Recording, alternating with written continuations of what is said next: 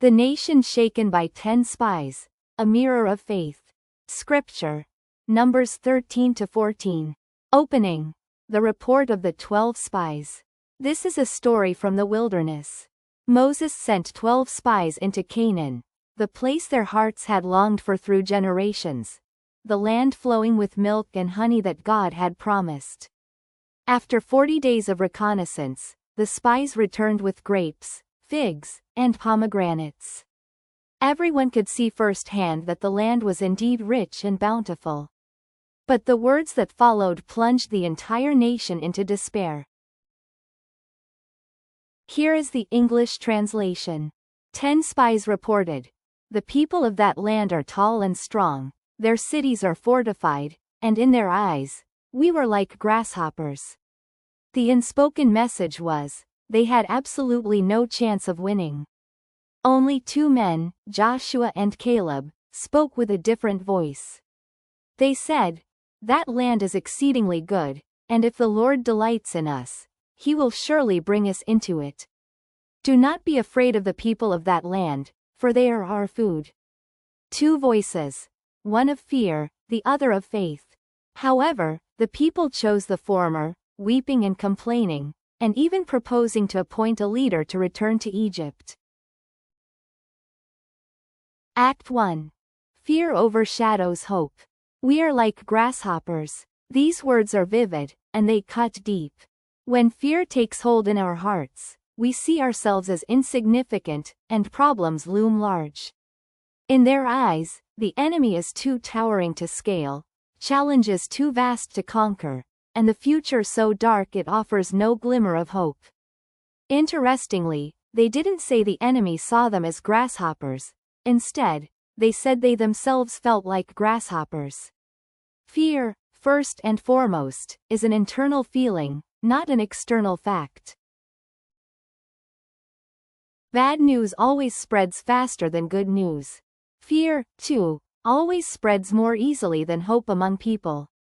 A single person's worry can quickly turn into a crowd's panic. Act 2. The forgetting heart. Had these people truly experienced nothing? No, not at all. They had seen the Red Sea part and walked on the dry seabed. They had eaten manna from heaven, gathering it every morning. They had drunk water flowing from the rock, which God Himself provided when they were thirsty. By day, a pillar of cloud sheltered them, and by night, a pillar of fire lit their way. Yet, every time a new challenge appeared, it was as if they had never encountered anything like it before. Their gaze fixated solely on the immediate problem, and their hearts quickly lost all memory and gratitude. This forgetfulness, it doesn't just happen to them, it happens to us too. The help and salvation we just experienced yesterday are easily scattered by fear when we encounter new troubles today. This is the deepest unbelief in the human heart. Act 3. The voice of the majority. 12 scouts. 10 said it couldn't be done, 2 said it could. The ratio was 10-2. The voice of the majority often feels more real and more weighty. When 10 people all declared we would fail, it felt as if defeat was already a foregone conclusion.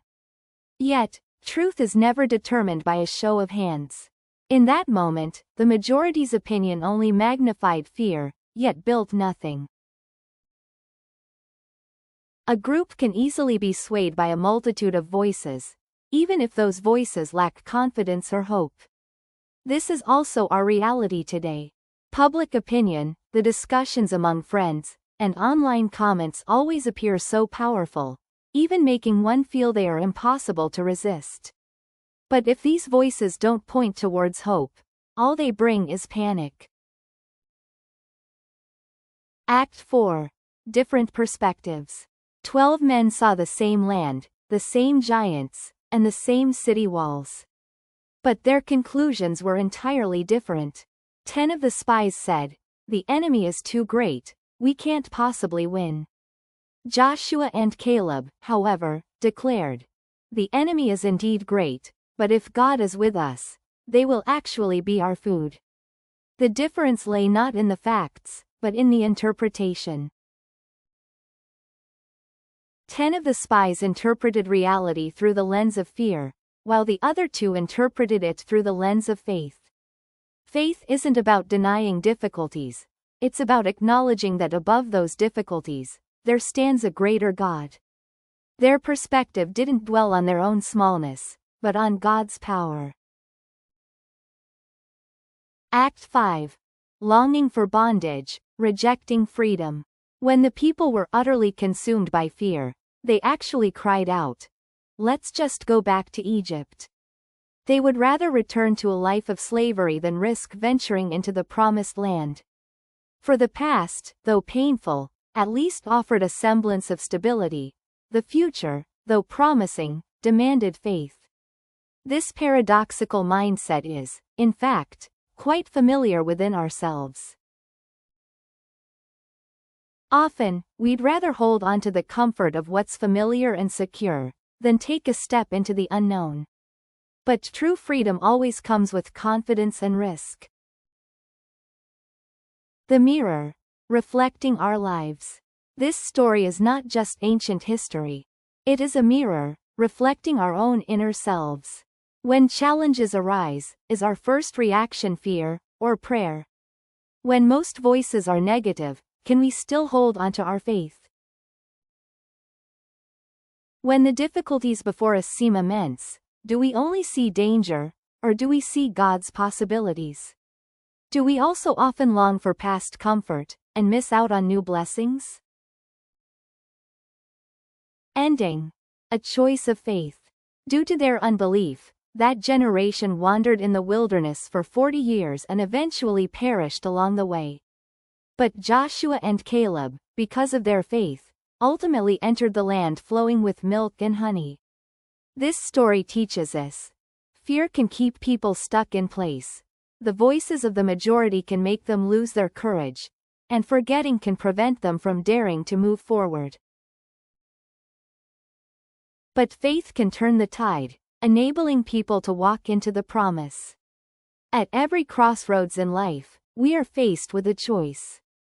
Are we to become the majority swayed by fear, or the minority who stand firm in faith? The answer determines whether we can walk into the future God has in store for us. At every crossroads in life, we are faced with a choice. Will we be part of the majority swayed by fear, or one of the few who stand firm in faith? The answer determines whether we can step into the future God has prepared for us.